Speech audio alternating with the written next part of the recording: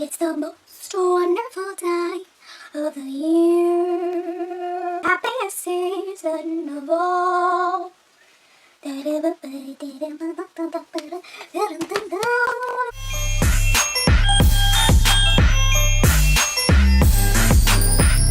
what's up? I'm Allie and welcome back to my channel. Today I'm going to be doing my November wrap up for you guys. What is my November wrap up looking like? It's not good. I tell you that much. More than I thought. So, apparently, my laptop's down here that tells me all the information because I can't remember anything. Apparently, I read 7 things in November, which is a lot more than I thought. I thought I had only read like 2. Yeah, we're going to do the wrap-up. Most of it, I will say, were graphic novels. So, just getting that out there. But I did read other things. As always, I'm going to have timestamps down below so you guys can jump to whatever titles you want to see my review on. Going into the new year when I do my wrap-ups, I am not going to be categorizing them by format anymore or intended audience. So to say, I want to say this. I'm not going to, so due to some of the guidelines that YouTube has to implement, I'm no longer going to be really separating them into kind of intended audience categories. So, because I don't want anything to be flagged for children, even if I read children's books, they are still for my adult enjoyment. So, I don't want them to be flagged for that. Instead, you guys are just going to have basically the titles. I also don't really want to separate audiobooks in the future, because I think that plays too much into audiobooks aren't reading by separating them. So I will no longer be specifying it necessarily unless I feel like the audiobook really stood out because it was an audiobook. So in the future, that will also not be a category. I think I'm just going to do the timestamps for the titles and I will just randomize. I'll probably just do it in order of which I read things because that is how they are formatted in my spreadsheet. So that is probably what I'll be doing in the future, just to let you guys know, but the timestamps will just be by title in the future. So it's still just going to be just as easy to find, I hope. So let's go ahead and get into this. Most of the things, as I said, were graphic novels. So I'm going to talk about the 2 things that weren't first. So the first thing that I actually read for the month was Daisy Jones and the Six. And I will say, listen to the audiobook if you're going to read this because the audiobook just brought it up a level. I don't think I would have enjoyed this reading it because it is told in a kind of interview format and full cast narration, so there was someone for each character as they were being interviewed, which I thought was really neat and I really liked, and I definitely don't think I would have liked it as much if it was on paper because you wouldn't have got those different voices and it just wouldn't have felt the same, okay? So this is an instance where I feel like the audiobook definitely takes it up a level. But Daisy Jones and the Six is about this band in the 70s. It takes place as if they're being interviewed today. And looking back on this time, basically, they had this amazing album come out. They were like top. They were getting ready to just really just blow up the world. Not quite like that, but they were going to be like the top of the music world. And then they just stopped and disappeared. So this is about each person recalling what it was like to start up the band and then also what it was like being in the band and their accounts of what happened to the band. And I really like this. I like that Daisy Jones, I just thought it just followed Daisy Jones, but it does not. It follows all of the band members, which I thought was really interesting, and the main focus is Daisy and Billy. Billy is a big part of this, my friends, and I did not know this going into it. But Billy is kind of the head of the 6, and Daisy Jones doesn't come in till later. Now, being that this is a rock and roll story, it's pretty predictable. Sex, drugs, rock and roll. You know what's gonna happen. So, for that, I don't know, like, I wasn't blown away. I knew what to expect. I knew everything going into it. I also thought that the plot twists were extremely similar to The 7 Husbands of Evelyn Hugo, which is one of her other books. So I didn't feel like it was anything new and refreshing. I enjoyed it for the most part. Like, it was an enjoyable read. I didn't think I was wowed by anything. It wasn't amazing. I did cry at the end, but I'm pretty easy to make cry. So I'm an emotional person.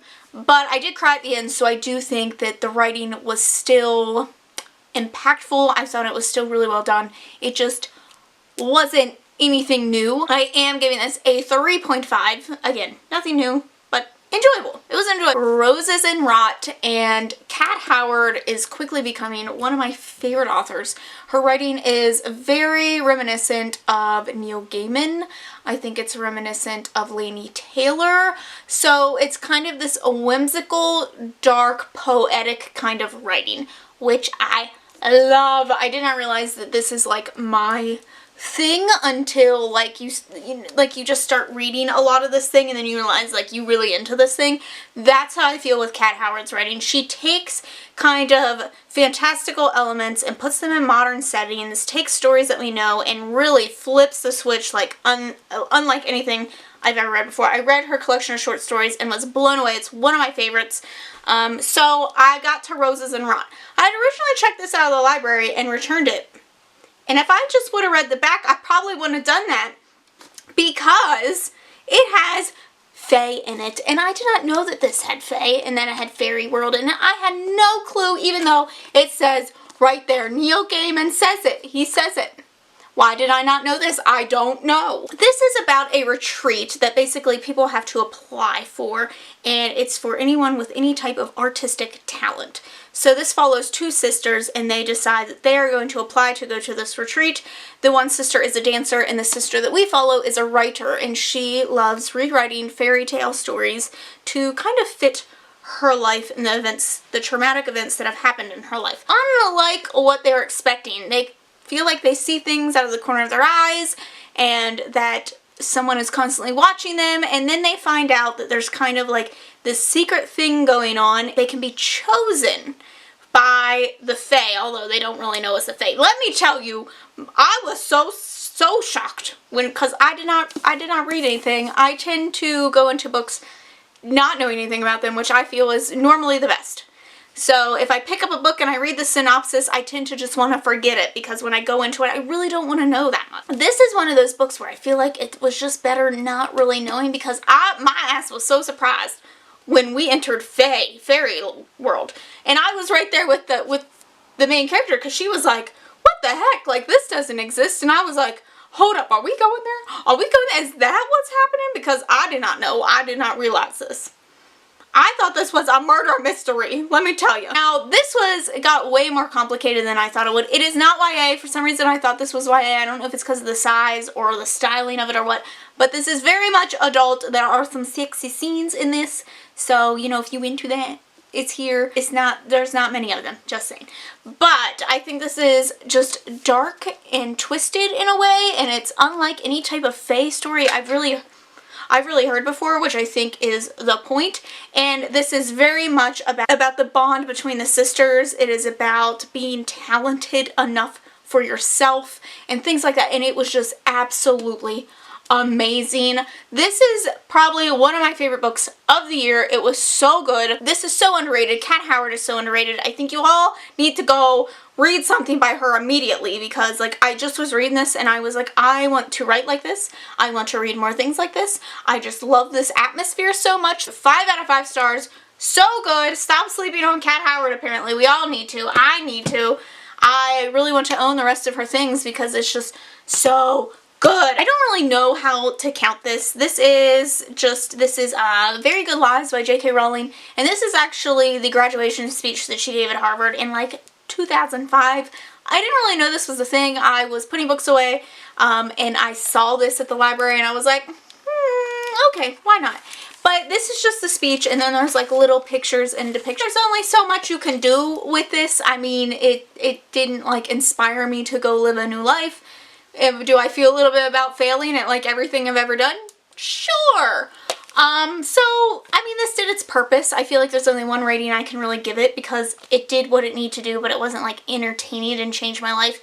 But it also didn't suck, so I feel like a 3 is the only acceptable rating here, because like it did what it needed to, and that was good enough. The graphic novels. So I have 2. These are some big graphic novels. Now these are J graphic novels, and I am absolutely obsessed with these. I read the first one and both of these last year and I was just head over heels for them. But this one is Tea Dragon Festival. The first one is Tea Dragon Society. The first one tells you a little bit more about what tea dragons are, and it's basically these little dragons that are raised by people and they make tea leaves.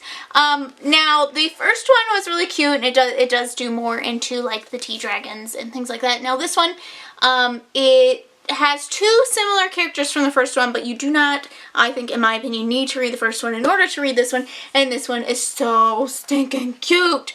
Now, the artwork in these is absolutely stunning, and I need a tea dragon so bad. I have considered getting a tattoo of a tea dragon because I love them so stinking much. They are so stinking cute. Now this one in particular is in a small little village, and they actually share the tea dragons, which is rare. But this follows one girl who goes out and collects items and resources and stuff for the little town and comes back, and you know, they share and stuff. But she actually comes across a real dragon, not a tea dragon, but like a real guardian type of dragon. They have been asleep for like 80 years, and they wake up and they're like what has happened? So she has to teach them that they are worthy enough to, you know, protect this town again. I am saying they because the pronouns I do not believe are ever specified, except for it is said that dragons can switch between whatever form that they prefer. Both, none, whatever they want. So I thought that that was quite interesting. There is also signs of sign language in this. It is mentioned in here. There's a little guide to let you know when someone is actually signing words. So I thought that that was really interesting. I really love these stories so much. Obviously these are meant for a younger audience than myself, so I feel like there's a decent amount of plot and substance missing, but for the most part I think it does what it needs to do. I gave this a 4 out of 5 stars. The other one is Hicotea. I don't know if I'm saying that right, probably not, but there it is. But this is spin-off from Nightlights. Now, Nightlights was about a girl who could, like, I think she could dream things into existence. I'm a little iffy on the details. It's been a while. And I've read like 200 books since then. But, again, the artwork in this is absolutely stunning. Oh my god, I love this one. There was so much to take in on these pages. I mean, just absolutely stunning. Now, this is about a young, curious girl who really wants to protect the world. I will say that this one reads, in my opinion, older because it deals with kind of saving the environment, but it also deals with like deep subconscious things and like some scary things, like other dimensions and stuff. And it was just like my brain was working in overtime to understand some of these. So I will say that I think that kids would enjoy this upon aesthetics and like liking the story and liking that there's a dimension inside a turtle shell that she goes and visits. But adults could also really get something out of this as well, and I thought it just was a really great way to talk about the environmental issues going on and saving animals and things like that in a very interesting way. So I really enjoyed this as well. Again, so I did feel like personally the plot was lacking in some aspects, but for the most part it did what it needed to do, and it was so cute all along the way. So I give this also a 4 out of 5 stars. Something about them, I can't give them a 5 just because I just don't feel like they give me personally enough, but they are not for me. And then the last two things are actually part of a series, and that is Umbrella Academy 1, Volume 1 and Volume 2. So these have been getting hyped up mostly because Netflix has turned Umbrella Academy into a series, but also because My Chemical Romance is coming back, and oh my god, I'm thrilled. So my heart is so happy. Kind of trying to read these in order to catch up for a video I am going to be doing. So I'm playing catch up, and I wanted to get these first 2 volumes out of the way so I can read the third one, and also because I am interested in the TV show. I didn't think I was, but I kind of am. So I want to know a little bit more about what's going on. I don't really know the best way to describe this other than that it is 7 children that were born like randomly to women that weren't even pregnant. They just randomly were born, and this doctor, who is actually an alien, comes and he collects 7 of these children and basically does experiments on them in order to see, because they have these powers. So they group together, except for one of them, and they get together and they end up becoming the Umbrella Academy, the Umbrella Force, whatever, and that they go and fight like crime and keep the world from being destroyed constantly. So this actually flips between timelines in that we see today and the things that are happening in today's world. They haven't talked to each other and things like that, and it also flashes back to when they were children. Both of these volumes kind of do that, but they are constantly just trying to save the world from destruction, and also they tend to just hate each other. So there's that. That's it. That's all I really know how to describe on that. Now, I personally feel like the timeline jumps around a little too much because it's not just those two timelines. There's all kinds of timelines that you're following, which is kind of the point, but it jumps around a little too much for me to understand. But I will say that these are very action-packed, and I was kept on my toes mostly just by the connections with the family, not necessarily like, is the world gonna end or not, because most of the time you know that it's not. But I just was really interested in like how they're related, their backstories, because we haven't really gotten a lot of backstory from them. What their powers are, like we don't know the full extent of their powers and things like that. On top of that, I also felt like it was a little hard to understand at times. It was a little, not necessarily because it's dealing with these kind of like futuristic type things, but because it was written in a way that was hard to connect things, in my opinion. Like they're yelling actions at each other and then something happens that doesn't really fit with that, and I just found it a little confusing at times. Were these great? No? I thought the first one was a little confusing for a setup kind of story.